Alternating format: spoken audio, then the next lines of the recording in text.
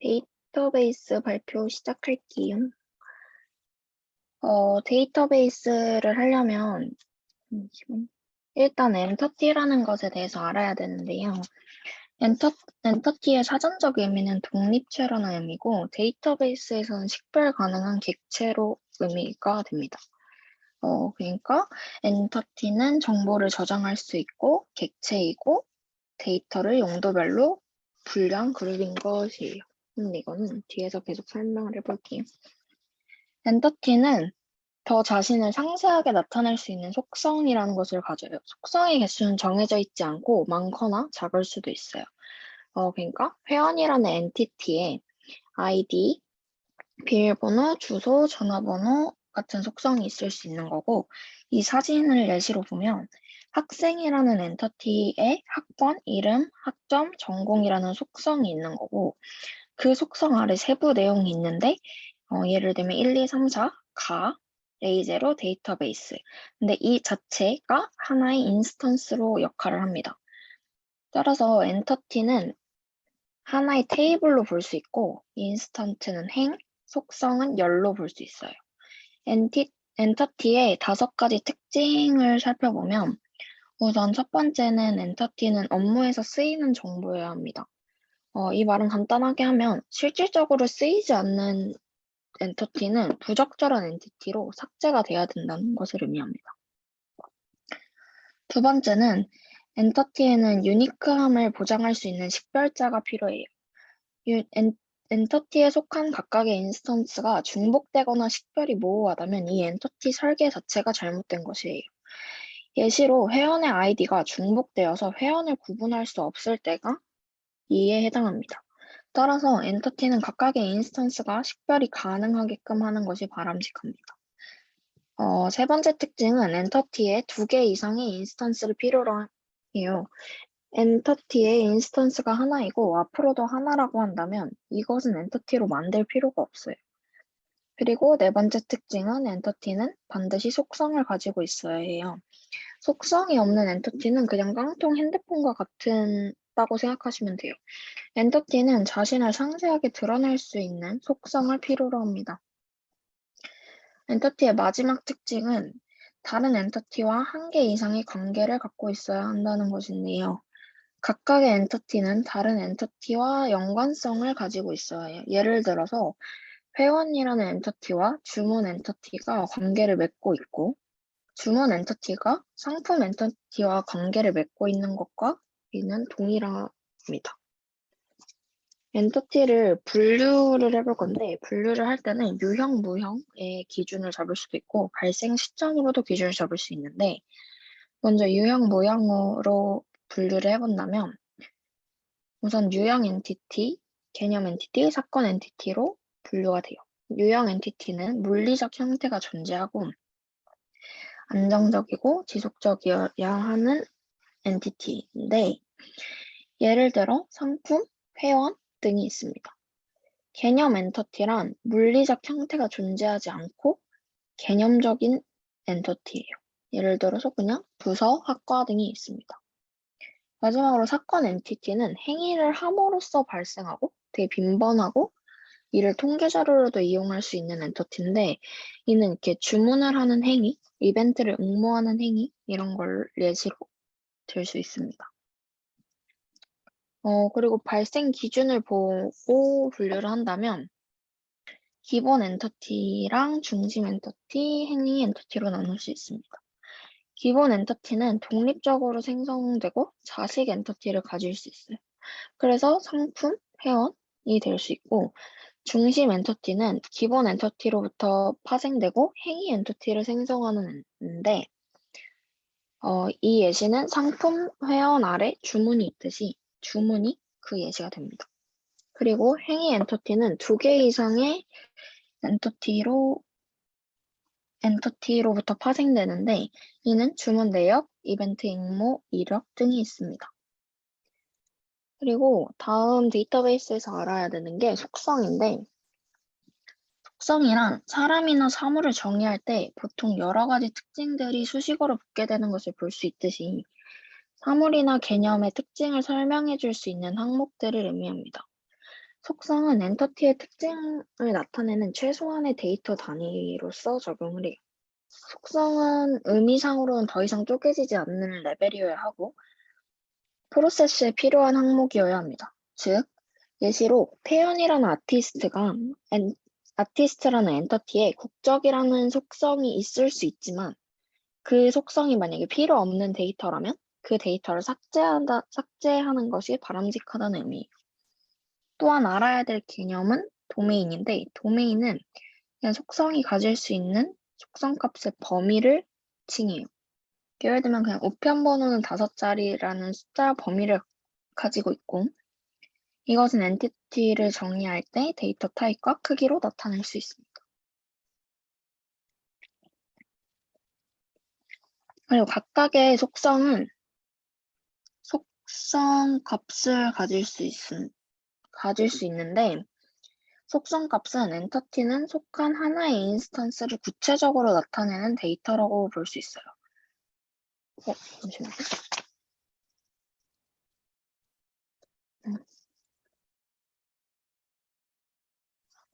그리고 하지만 속성은 하나의 속성값만을 가질 수는 없어요. 예를 들어 아이유라는 엔터티에 직업이라는 속성에 배우, 가수, 작곡가로 속성값이 여러 가지로 나타낼 때는 아이유라는 엔터티에서 여러 가지를 빼서 별도의 엔터티로 각각 속성값이 하나씩 들어갈 수 있도록 분리를 해야 합니다. 그리고 속성을 분류하려면 특성과 구성 방식을 기준으로 나눌 수 있는데요. 먼저 특성에 따른 분류는 기본, 설계, 파생으로 나뉩니다. 기본 속성은 업무 프로세스 분석을 통해 바로 정의가 가능한 속성이고 제일 많은 퍼센테이지를 가져요. 기본 속성이. 그리고 설계 속성은 업무에는 존재하지 않지만 설계하다고 보니 필요하다고 판단되어 도출된 해낸 속성이에요. 예를 들어서 학생이라는 엔터티에 이름, 학과, 학년이라는 속성이 존재한다고 가정했을 때 이 속성들의 속성값들은 다른 인스턴스의 속성값과 중독될 수 있어요. 그냥 예를 들면 이름도 같을 수 있고 학과도 같을 수 있고 학년도 같을 수 있으니까 중복될 수 있는 거죠. 따라서 학번이라는 설계 속성이라는 것을 만들어서 학생 개개인에게 고유 번호를 부여해서 인스턴스의 유니크함을 부여하는 속성입니다. 파생 속성은 다른 속성의 속성값을 계산하거나 특정 규칙으로 변형하여 생성한 속성이에요. 예를 들어 주문 상품 인스턴스를 생각했을 때 상품의 개수가 속성으로 존재해요. 이 경우에 한 상품의 재고를 계산하기 위해서 모든 주문 이력의 상품 개수를 합산해야 되는 행위가 나타나는데 이럴 때 문제점은 계산이 되게 느려질 수 있다는 문제점이 있어요. 그래서 미리 상품 구매 수량, 취소 등의 개수를 고려하여 상품 개수를 이미 미리 갖고 있는 것이 파생 속성으로 볼 수 있어요. 근데 파생 속성은 정합성과 누락되는 데이터 등을 고려해서 좀 위험 요소가 많은 속성이라서 진짜 불가피하게 필요한 경우에만 정의하는 것이 바람직하다고 합니다. 그리고 구성 방식으로 분류를 해보면 PK 속성, FK 속성, 일반 속성으로 나뉘는데 PK 속성은 엔터티의 인스턴스를 식별할 수 있는 속성이에요. 즉 엔터티에 속한 인스턴스의 유니크함을 부여하는 속성입니다. 예시로는 상품 코드, 학번, 사번 등이 있습니다. FK 속성은 다른 엔터티의 속성에서 가져온 속성이에요. 이는 다른 엔터티와 관계를 맺게 하는 매개체의 속성으로도 볼 수 있는데요. 직원 엔티티의 부적 코드, 학생 엔터티의 학과 코드가 이 예시가 됩니다. 일반 속성은 PK, FK를 제외한 그냥 나머지 속성 전체를 의미합니다. 그리고 그 다음으로 데이터베이스에서 그리고 이때까지 말한 것으로 엔터티랑 인스턴스 속성값의 관계를 정리할 수 있어요. 엔터티, 인스턴스, 속성값 이렇게 관계가 성립하는데 여기서 한 개의 엔터티는 2개 이상의 인스턴스를 가져야 하고 한 개의 인스턴스는 두 개 이상의 속성값을 가져야 하고 한 개의 속성은 하나의 속성값을 갖는다는 특징으로 정리를 할 수 있습니다. 그리고 데이터베이스에서 봐야 될 개념은 관계인데 관계는 그냥 엔터티와 엔터티의 관계성을 말해요. 예시로 보험 계약과 고객이 계약자와 피보험자의 관계를 가지는 것, 이런 것을 다 관계로 볼 수 있어요. 관계는 어떠한 연관성이 있는지에 따라 타입을 분류해서 존재 관계랑 행위 관계로 나눌 수 있어요. 존재 관계는 엄마와 아기처럼 그냥 존재 자체로 연관성이 있는 관계예요. 직원과 부서, 학생과 학과가 그냥 그 존재 자체로 연결되어 있는 것처럼 그게 존재 관계를 보여줍니다. 그리고 행위 관계는 특정한 행위를 함으로써 연관성이 생기는 관계예요. 예를 들면 회원이 주문을 해야지 연관성이 생기듯이 학생도 출석을 해야지 출석부와 연관성이 생기기 때문에 이는 특정한 행위를 함으로써 나타나는 관계를 말합니다. 관계에서는 표기법이 세 가지가 있는데요. 첫 번째로 관계명 표기법을 볼 수 있어요. 엔터티와 엔터티가 어떤 관계를 맺고 있는지 나타내는 문장이에요. 관계명은. 모든 관계는 두 개의 관계명을 가지고 있는데 이는 각 엔터티의 각 관점에서 관계명을 하나씩 가지고 있기 때문입니다. 즉 여기서는 부서가 사원을 포함한다가 되는 것이고 사원의 관점에서는 부서에 소속된다가 관계명이 되는 거예요. 관계명은 반드시 명확한 문장으로 표현되어야 하고 현재형이어야 합니다. 따라서 출석을 했다, 관계가 있다가 아닌 출석을 한다, 관계된다 라는 식으로 표현이 되어야 합니다. 그리고 두 번째 포기법은 관계 차수인데 이는 각 엔터티에서 관계에 참여하는 수를 의미해요. 이는 그냥 일반적으로 1대1, 1대 M 대 N 형식으로 구분이 됩니다. 그리고 관계 선택사항이라는 포기법은 이 관계가 선택사항인지 필수 요소인지를 나타내는 말입니다. 필수적 관계는 참여자가 반드시 존재해야 되는 관계입니다. 예시로는 주문과 주문 상품의 관계가 있습니다. 주문을 해야지 주문 상품이 생겨나는 것이니까요. 그리고 선택적 관계는 참여자가 없을 수도 있는 관계입니다. 예시로는 학생이 강의에 출석할지 말지는 선택사항이므로 학생과 출석부 엔터티는 선택 관계에 있다고 볼 수 있습니다. 데이터 이렇게 보고 이제 정규화를 볼 건데 데이터 모델과 SQL에서는 정규화라는 것을 볼 수 있어요. 우선 정규화 배경은 데이터가 이상해서 이거를 해결하기 위해서 정규화 과정을 거치는데요. 주로 데이터 이상에는 세 가지가 있습니다. 삽입 이상, 삭제 이상, 갱신 이상이 있는데 삽입 이상은 원하지 않는 데이터가 삽입되거나 다른 데이터가 부족해 삽입이 되지 않아 발생하는 이상을 말합니다. 삭제 이상은 데이터를 삭제할 때 원하지 않는 값 또한 삭제되어 발생하는 이상을 말합니다. 갱신 이상은 데이터를 갱신할 때 다른 튜플의 데이터는 갱신되지 않아서 일관성이 없어져서 발생하는 이상입니다.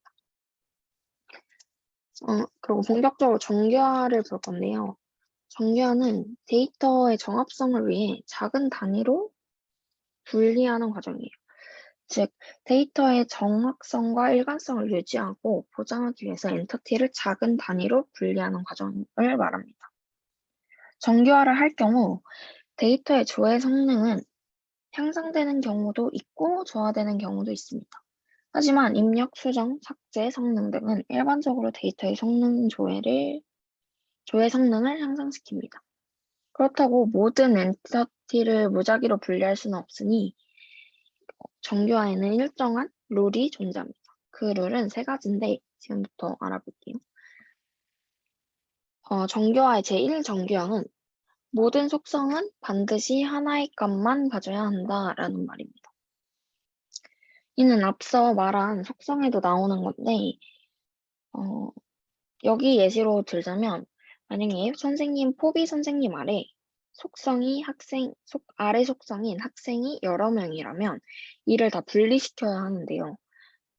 이와 같은 현상은 처음 모델링 할 때부터 나타나는 것이 아니라 시간이 지남에 따라 데이터의 종류와 양이 많아져서인 경우가 대부분이에요.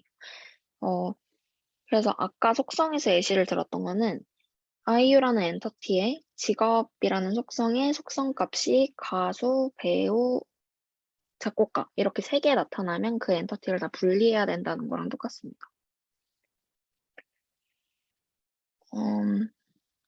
근데 이와 같은 문제가 왜 생기는 거냐면 하나의 속성이 다중값을 갖는 경우 데이터를 꺼낼 때 불필요한 스플릿을 사용해야 되는 번거로움이 발생해서 데이터가 추가될 때마다 속성과 속성값이 생겨야 되고 낭비의 문제가 발생합니다. 따라서 속성값이 하나씩 되도록 엔티티를 분리하고 유사한 속성이 반복되지 않도록 엔티티를 분리할 필요가 있습니다.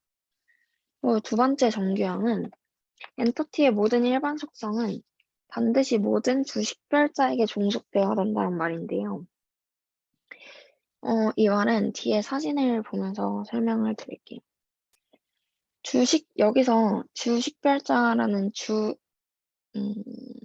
중심은 주문 번호랑 음료 코드가 주식별자로 있습니다. 하지만 일반 속성인 음료명이 주식별자 중 음료 코드 속성에만 종속되어 있다는 문제가 발생합니다. 제2정규형은 주식별자가 주문 번호, 음료 코드라면 음료명, 그 아래 속성인 음료명이 주문 번호랑 음료 코드 모두에 종속이 되어 있어야 한다는 것을 말해줘요. 그래서 이렇게 아래처럼 수정이 되어야 한다는 것입니다. 그리고 제3정규형은 주식별자가 아닌 모든 속성 간에는 서로 종속이 될 수 없다는 것인데요. 이것도 사진을 보면서 설명을 하면 이 사진 속에서 주식별자는 일련 번호예요. 근데 일련 번호 아래 일반 속성인 소속사명이 다른 일반 속성인 소속사 코드에 종속되어 있는 것을 의미해요. 즉 소속사명과 주식별자는 관련이 없고 지금 소속사 코드와 소속사 명만 연결이 돼 있다는 거예요. 그러면 이게 다른 일반 속성에서 다른 일반 속성이 종속되어 있는 관계로 주식별자 아래 종속되어 있는 게 아니라 그래서 이게 틀렸다는 것입니다. 그래서 일반 속성이 다른 일반 속성에 종속되지 않도록 엔터티를 분리해야 하는 과정이 필요합니다. 비정규화까지는 못했고요. 여기까지 일단 준비를 해봤습니다.